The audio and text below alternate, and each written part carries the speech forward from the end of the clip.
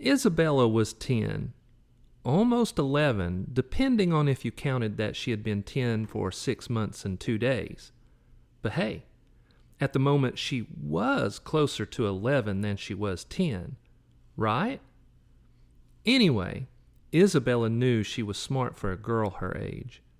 She wasn't arrogant about it or anything, but it was something she was proud of. Isabella figured that her above-average intelligence was due to her love of books. She was reading at a level way ahead of everyone else in her class.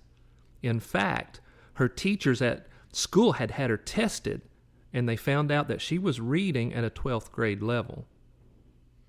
The fact that she read so much, she especially loved Dean Koontz and Jim Butcher, was probably why she believed her little brother, who was only 3 years old, when he ran into her room the other night and told her in his toddler talk that he had seen a Nom Nom eat their neighbor's annoying French poodle named Princess Mimi. It happened just after 10 p.m. It was way past both their bedtimes, but she couldn't help it. She was totally engrossed in one of Koontz's amazing Odd Thomas books and just had to find out what happened next when her brother, Santiago, ran into her room and jumped under the covers and cuddled beside her. He was crying and shaking. "Sissy, me scared." Isabella had never seen him like this before. Their mama and papa were strong and brave and had always taught them to be as well. So she knew it was wise to believe him.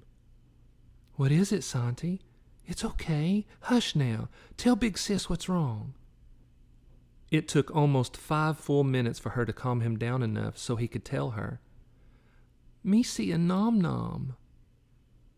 Isabella understood that toddlers explained the world around them in a very basic way. For example, whenever Santi wanted a bite of her dessert after dinner, he would walk over to her and say, "Sissy, Nom Nom." So whatever he had seen, it clearly had something to do with food. But why would food scare him to the point of crying and shaking? She knew she had to investigate a little further. "What do you mean? Do you want something to eat?" He looked up at her with his big brown eyes, still glistening with tears, though they no longer spilled down his cheeks. He shook his head. "No, Sissy, no." "Of course," she said. "Being hungry wouldn't make you scared like this." She thought for a moment. Then she was hit with inspiration. Nom Nom didn't mean food per se. It also meant to eat or to take a bite.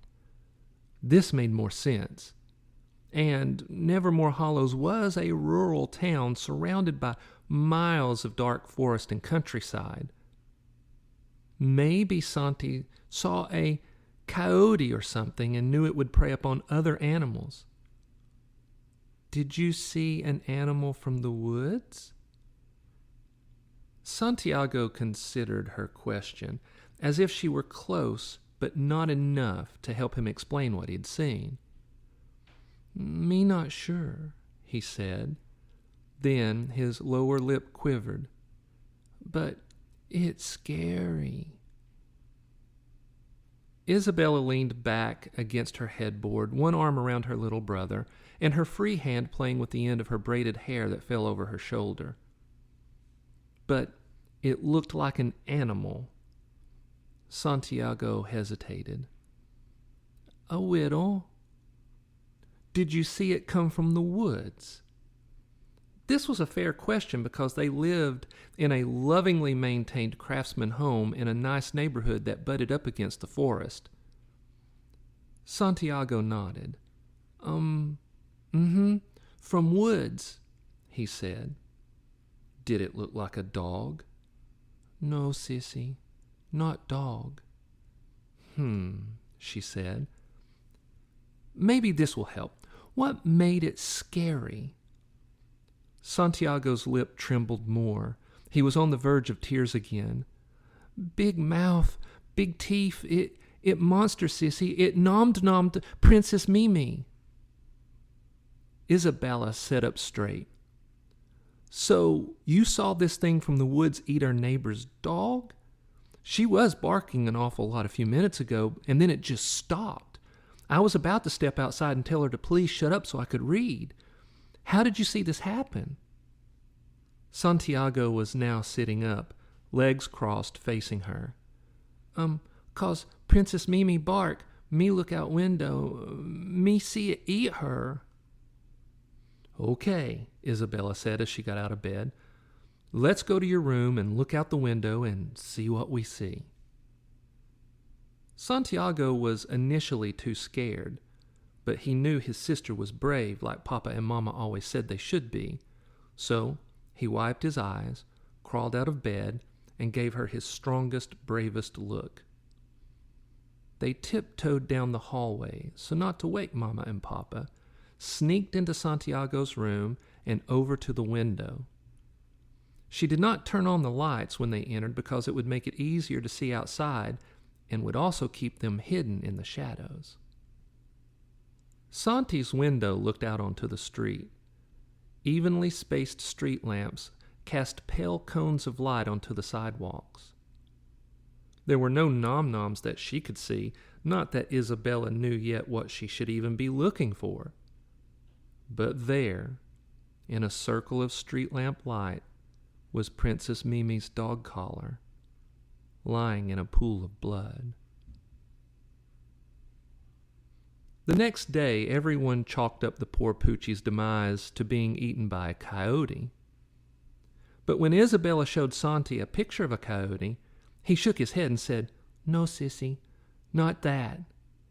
Then he said something that forced her to use the flexibility of a well-read mind as a tool to solve the case. Smaller, no forelegs, only two, and was pink. Isabella's mind was now fully open to all possibilities. She wondered if the critter Santi saw was some kind of cryptid. If so, it was something she'd never heard of before, which was saying a lot because she read all kinds of stuff about cryptids and had learned that there were lots of strange creatures that hid in the shadows. So she decided to start surveillance over the next few nights and see if she could catch a glimpse of the Nom Nom. The first 2 nights were a bust, even though she stayed up past 3 a.m. looking out of Santi's window while he slept. But on the 3rd night, she was sitting in the dark reading a Jim Butcher novel by candlelight when she caught movement in the street below. She sat the book aside, snuffed out the candle, and peered out the window onto the gloomy street below. Something was moving among the dark hedges that separated their yard from their neighbor's property to the left. She held her breath as it slowly began to take shape as it moved toward the lamplight on the sidewalk. She was disappointed to see that it was only a raccoon. It sneaked out of the hedgerow and into the light and over to their trash can. It glanced around to make sure it wasn't seen, then reached up and started to pull at the trash can lid. And that's when the Nom Nom made its way out of the gloom and crept up behind the raccoon. Even though Isabella's mind was flexible, what she saw didn't make sense to her, and she almost thought that she was hallucinating. The creature was about 2 feet tall. Its torso was oddly shaped, kind of reminding her of a fat jelly bean. It had big oval eyes that shone with a rainbow of dark colors, like you'd see on an oil-slick road after a midnight rain. It stood on 2 powerful legs. Each foot had 3 toes that ended with sharp claws. Its arms were smaller, and it held them close to its sides like a tiny T-Rex. Each hand had only 2 abnormally long fingers, but seemed clawless from what she could see. A short tail weaved menacingly back and forth, and it was covered in short hair like that of a chihuahua, except that it was pink in color. As strange as it was, though, what made it terrifying was its large mouth, which was filled with rows of shark-like teeth. The raccoon saw the Nom Nom and hissed a warning. The Nom Nom struck so fast that it became a pink blur. It shot forward, wrapped 2 fingers around the raccoon's throat and 2 fingers around its waist, and ripped the raccoon's head off in a bloody spray. Then it opened its impossibly wide mouth and dropped the head inside and began chewing. When it had swallowed the head, it bent down and started tearing large chunks, bones and all, from the raccoon. Isabella could hear the muted crunching, and her stomach got queasy. A rabbit hopped out of the hedges across the street. To Isabella's shock, 2 more Nom Noms shot from the dark yard behind the poor creature. They each grabbed a leg and ripped the bunny apart and shoveled its limbs into their mouths. These 2 Nom Noms were the same as the first one, except for their skin. One was covered in wispy tufts of bright blue feathers that resembled those that a baby bird would have. Another was covered in what appeared to be bright green scales. When they had finished eating the bunny, they were joined by the pink one, and then they ran back into the dark night. Isabella sat back in her chair. She was shaking. Her mind raced. What were these creatures? Was she correct in thinking that they lived in the forest? Are they new to the area? They had to be. These were vicious little predators, and if they had been in the area longer, there would be more missing neighborhood pets. Then the most disturbing question popped in her head. Do they only eat animals? She shot up from her chair and paced around Santi's dark room. She knew in her gut that the Nom Noms would eat whatever they felt they could take down, whether it be pets, forest animals, or humans. She hoped that the Nom Noms were nocturnal, only hunting at night, because there were a lot of kids in the neighborhood. If these creatures hunted during the day, then the kids wouldn't be safe. Heck, nobody would be safe, not even Mr. Kjelland, who was Norwegian and looked like a Viking with his massive muscles, long hair, and braided beard. She glanced at Santi, sleeping peacefully in his bed. She would do anything to protect him and the other folks in the neighborhood. She had to let everyone know. But would anybody believe her that these creatures existed?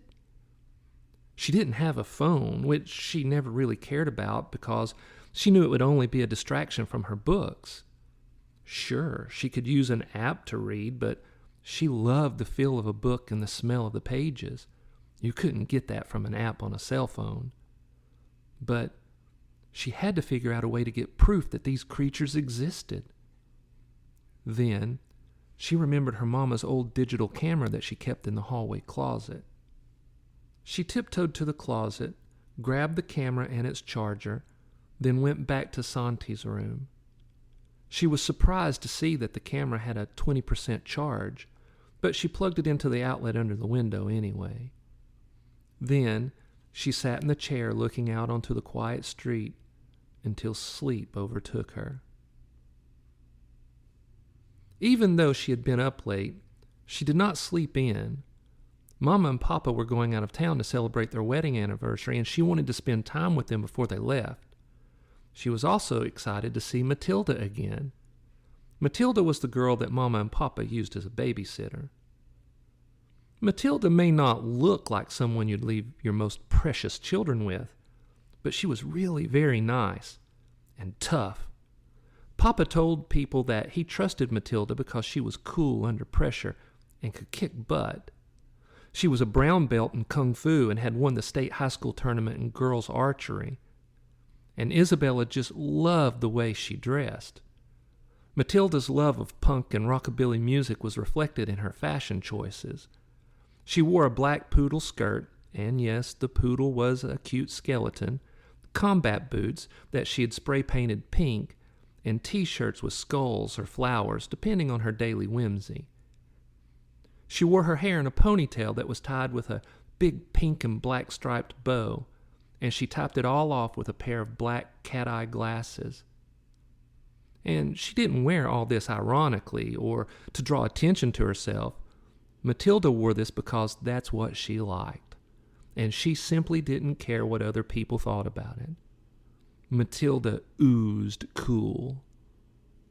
The fact that Matilda had just become the new lead singer for the local band called the Unpretties made her even cooler. It was 4 p.m. when Matilda arrived. Mama and Papa thanked her, kissed Isabella and Santi, then left for Atlanta, where they'd get on a plane and fly to Seattle, where they'd celebrate their anniversary. After they'd left, Matilda ordered pizza from Dante Inferno's and said, "Okay, what movies are we going to watch tonight? Frankenstein or The Thing from Another Planet?" "I don't think I want to watch a movie tonight," Isabella said. She wanted to get settled and catch the Nom Noms on camera. Matilda gave her a curious look. "We always watch a classic horror movie. What's going on?" Isabella was suddenly struck with the thought that if anybody in the whole world would believe her and Santi about the Nom Noms, it would be Matilda. Duh, she thought. How can I be so dense? This just goes to show nobody is ever as smart as they think they are. So, in a rush of words, she unloaded on Matilda, who did not interrupt a single time, and allowed Isabella to get it all out. When she finished, Matilda looked at Santi and said, "These things that Big Sis just described, is that what you saw eat Princess Mimi?" "See," Santiago said, nodding his head. "Sissy say right. It's scary." Matilda took a moment to consider what she'd been told. "Okay, safety first. No playing outside today, and you do everything I tell you. Second, let's set up that camera and prepare for a stakeout tonight." Matilda retrieved her bow and quiver of arrows from her 1962 Oldsmobile Starfire convertible. She babied this car because it had belonged to her dad before he passed away. He had lovingly restored it with gleaming red and white paint. Then, they found a tripod for the camera and set it up in Santi's room so that it overlooked the neighborhood. They strategically set some candles about so that when lit, it would allow them to see without drawing attention to them while they were watching. By then, the pizza arrived, and sure that the Nom Noms were not yet bold enough to roam the street in daylight, they ate and conducted research on Matilda's computer. Though they tried to find references to the creatures that Isabella and Santiago had seen, they came up empty. "What do you think they are?" Isabella asked. She glanced over at Santi, who was on the floor playing with some action figures. "I can't even venture a guess until I see them," Matilda replied. "Do you think there's something ancient like Bigfoot or fairies or Nessie?" Isabella asked. Matilda pursed her ruby-red lips together while she pondered. Possibly, but I wonder if there's something new." Isabella's eyes shot wide. "Well, I hadn't considered that. You mean like a new life form created by a mad scientist?" Matilda took a sip of her soda as she considered her response. National Geographic wrote an article a few years ago about scientists in government-funded laboratories creating hybrid animals. This is no longer fringe, cuckoo, or conspiracy theory stuff here. So, while we don't know of any labs around Nevermore Hollows, it doesn't mean that there isn't one hidden around somewhere. Dunwich Forest is massive and could hide any number of secret facilities, government or otherwise. "So, you think the Nom Noms are hybrids?" Isabella asked. Matilda shrugged. "Who knows? It's just a theory. But what you described seems like something created from twisted minds. Either way, they're clearly dangerous. They passed the time doing more research and proposing other theories. Finally, darkness fell upon them. They turned on the camera, then had snacks and sodas for the sugar and caffeine so that they could stay awake. Nothing happened until 10:30. That's when Mr. Nelson came strolling down the dimly lit sidewalk, walking his Great Dane, who he named Lars after the drummer from Metallica, who was also a Dane. Mr. Nelson was funny like that. Everybody loved him for his quirky sense of humor. "Oh, crap," Matilda said. She popped herself on the forehead with an open palm. "We didn't think about warning people who might be out this late. We have to let him know that he might be in danger." She shot up out of her chair, reached for the window, intending to open it and yell at Mr. Nelson to run back home or at least come inside with them. But before she could get the window open, the Nom Noms attacked. It was the three that Isabella had seen a few nights before. They set upon Lars first. The pink one clamped its shark teeth into his throat. The fuzzy feathered blue one bit down on one of his hind legs. The green scaly one chomped down on his tail, and though Lars fought ferociously, the Nom Noms dragged him down. Matilda got the window open, grabbed her bow, notched an arrow, and let loose. The arrow thudded into the blue Nom Nom's chest. It let go of Lars and let out a shriek of pain and rage. It snatched at the shaft while the pink and green Nom Nom continued savaging the dog.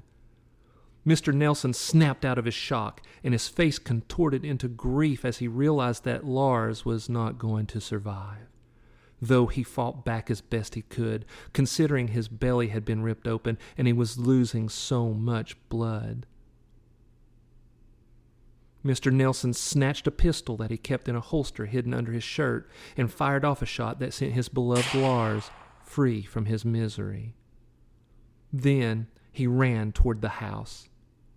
"The front door is open!" Matilda yelled as she notched another arrow, ready to lay down cover for Mr. Nelson. He was in his 60s and had lost the speed of youth, but Matilda hoped the monsters would be too preoccupied eating Lars to give chase. The blue one tried to pull the arrow free, but only succeeded in snapping the shaft. It tossed it aside, locked eyes onto Mr. Nelson, clearly ready to give chase. Matilda let loose the second arrow, and it sunk into its head. It dropped to the ground, gave a twitch, and went still. She notched a third arrow. The other two Nom Noms were now in a blood-soaked frenzy. The pink one lifted its head and gave a lustful growl. The green one suddenly noticed Mr. Nelson, who was only halfway across the gloomy yard, and shot off after him. The pink one took a final bite of Lars, then followed. Matilda let loose 2 arrows in rapid succession, but these creatures were so fast that both arrows missed their mark. Mr. Nelson ran up onto the porch. Matilda and Isabella and Santiago heard him hit the door, rattle the handle, finally get it open, then slam the door behind him. The Nom Noms ran across the yard and hammered against the door, growling and snarling. "Stay here," Matilda said. "Lock the door behind me." She shot down the stairs to make sure Mr. Nelson was okay and to ensure he secured the door. She said a prayer that the Nom Noms didn't realize they could easily smash through the windows. She saw Mr. Nelson with his back against the door, breathing heavily, his face pale. "What are those things?" he said. "We don't know," Matilda said, "but the kids call them Nom Noms." She heard movement behind her and turned to see that Isabella and Santiago had not taken her direction. They came running down the stairs. "We want to help," Isabella yelled. Before Matilda could reprimand them, the glass on the sidelight beside the door shattered as the green Nom Nom burst through. It hit the floor hard, rolled, then righted itself. It stood between Mr. Nelson and Matilda and the kids. Matilda lifted her bow and let loose a shot. Because of how close they were, the arrow went straight through the creature's neck and thudded into the wall behind it.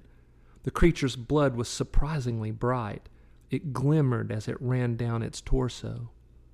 Just then, the pink Nom Nom shot through the broken window and chomped down onto Mr. Nelson's leg, pulling him to the ground. Mr. Nelson squeezed off a shot. The bullet tore through the creature's shoulder. The green one swiped a scaly hand at the wound in its neck. Then, it lunged at Matilda, its mouth wide. It was too close now for her to try another arrow, but she was able to swing her bow and club the beast across the head. It slammed against the wall, but immediately lunged again. Matilda ran toward the kids, shooing them back up the stairs, the beast hot on her heels. Mr. Nelson was screaming, but still putting up a fight, even though he was bleeding badly. He had somehow been able to grab the Nom Nom by the throat with his left hand, holding its snapping jaws away from him, and he aimed his pistol between its eyes and pulled the trigger. The Nom Nom's head exploded, splattering the wall and the floor with gore. Wasting no time, he pulled himself up from the floor and hobbled to the foot of the stairs, hoping he could get a clear shot at the final Nom Nom. "Damn!" he hissed when he realized there was no clear line of fire. He had bone-deep gashes on his leg and both arms. He was losing a lot of blood, but he forced himself to hobble up the stairs, determined to help kill the damn thing and protect these kids.